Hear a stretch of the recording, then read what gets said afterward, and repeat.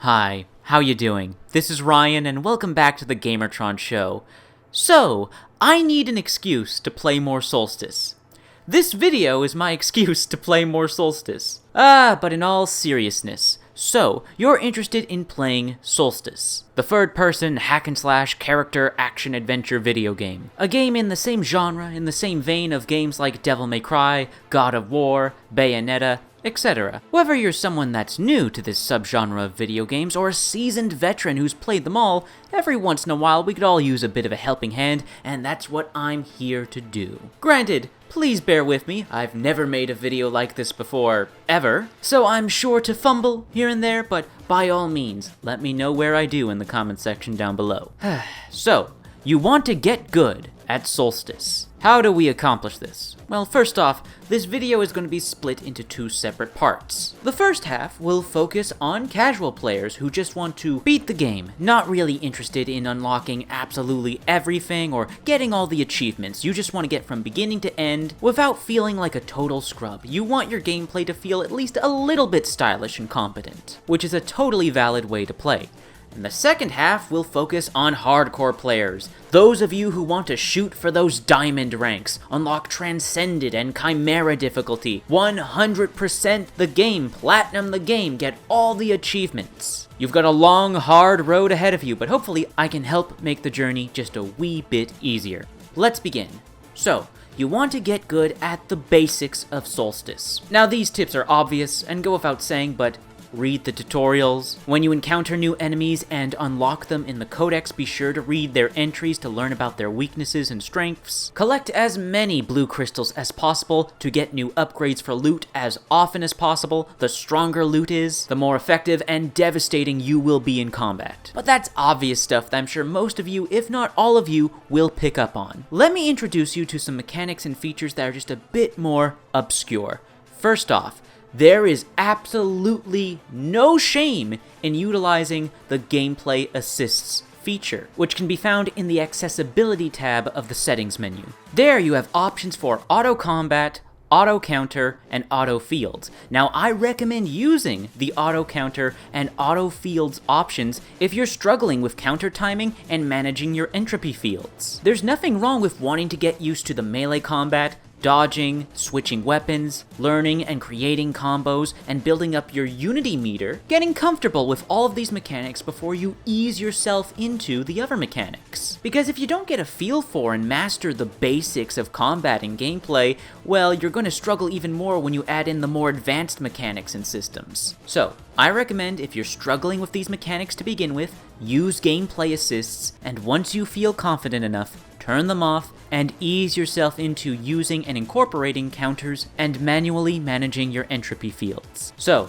don't be afraid to use the Gameplay Assists feature. Also, at the end of the day, it's just a video game, and if these features help you enjoy the game more, help you have more fun playing the game, then use them to your heart's content. But say you want to master and get good at manually countering enemies, and not using the auto counter system. Well, lucky for you, there's a perfect place to practice this. The very second unlockable optional challenge, Defensive. This can be found in the second level of the game. It's impossible to miss. And then you can return to it and replay it anytime you want at the main menu. This challenge is great for not only mastering perfect counters, but just countering in general, getting used to the UI prompt and the timing. So unlock this challenge, replay this challenge until you feel comfortable with countering. Do keep in mind that Soulstice's version of countering is different to other action video games. In other action video games, when you counter, that takes up your character's whole action economy. They're dedicated to this single animation, this single moment of negating incoming melee or ranged damage from an enemy. This isn't like countering in the Batman Arkham games or parrying in a Dark Souls-like game. When you perform a counter in Soulstice, loot is performing the counter, meaning that Briar is still free to go on the offensive. You can still keep attacking or moving while performing a counter. These are completely different actions that can happen simultaneously. I don't know any other action video game that does this, so make no mistake, this will take some getting used to. But once you do get used to it, I promise you, you will look and feel like a badass. Do keep in mind, however, there are some enemies in the game who have attacks that cannot be countered. You have to dodge away from them. Just keep that in mind and watch out. Lastly, for casual players, I can't recommend this enough. I know at the beginning of the game, it's very easy to get into a rhythm of just spamming your sword and hammer. However, as you progress through the game and start unlocking more weapons, I cannot recommend enough that you switch weapons on the fly often. And I don't just mean using specific weapons that are objectively more effective against certain enemy types. I mean just incorporating weapon switching into your melee combos in general as often as possible, as this is the best way not only to effectively deal damage to enemies, but most importantly, to build up your unity meter. You want that unity meter at max as much as possible, not just for the sake of synergy attacks and not just for the sake of being able to enter rapture mode, but for the sake of getting the highest score possible. The higher your score is at the end of the level, the more blue and red crystals you will be rewarded for upgrades. So, switch weapons as often as possible, get crazy with your combos, build up that unity. I know it's tempting to just stick to the sword and hammer, but I promise you, you will have a better experience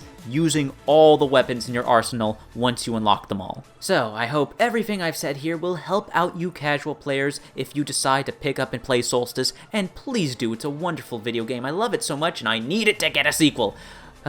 Anyways, it's time to help out the hardcore players. So, you just got through your first playthrough of Soulstice. You dig it, you really like the game, you want to platinum it, you want to get all the achievements, you want to play through its two hardest difficulties, Chimera and Transcended. But how do you prepare for the ball-busting journey ahead of you? Well, first off, let's get the obvious suggestions out of the way. Replay levels that you struggled with, not only to get a better rank at the end of it, but to also better learn the layout for your future playthroughs on Chimera and Transcended difficulty. This also goes without saying, but just fully upgrade Briar and Loot, replay levels or replay challenges, collect those blue and red crystals, max them out, have them ready at their full potential so that you are optimized and as efficient as possible for Chimera and Transcended. Now, let me introduce you to what is going to be your best friend in preparing for Chimera and Transcendent difficulty and just getting good at the game, getting better at the combat. And that is the level 19, Ascension. Ascension is just pure combat. No exploration, no platforming, just 4 back-to-back arena battles of pure combat. Throughout the level, most enemy types are utilized, challenging you in your knowledge of enemy weaknesses and how to use your arsenal of weapons effectively. The first battle puts you up against waves and waves of swarmers. The second battle puts you up against 2 of the deadliest summoner enemies in the game, the Fury and the Repentant. The third battle throws a bunch of heavy enemies at you. And the fourth and final battle tests your skills at switching between entropy fields, with waves and waves of grievers and slashers. Level 19, Ascension, is just the perfect level to master and hone your skill at Soulstice's combat. So, for you hardcore players out there who want to get good at Soulstice, who want to try out Chimera and Transcended difficulty, get used to Ascension. Replay this sucker to death. Get to know it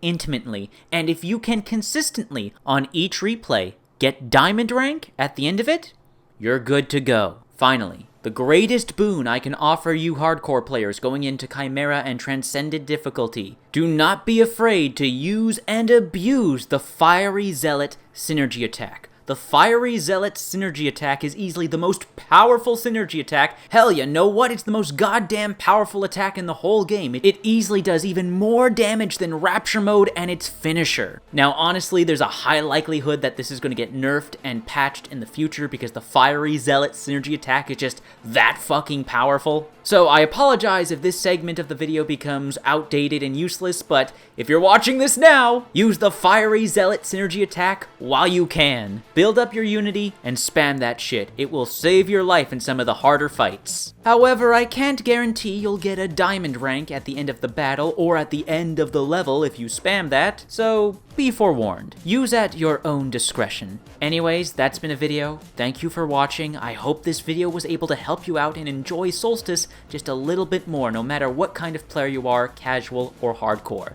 If you want to help out and support this video, then please hit the like button and share the video on social media, Twitter, Reddit, and Facebook. And if you want to help out and support me directly, please consider making a donation via a YouTube Super Thanks or donating via the link to my Buy Me a Coffee page in the description down below. Anyways, once again, that's been a video. Thank you for watching, and I'll see you all later.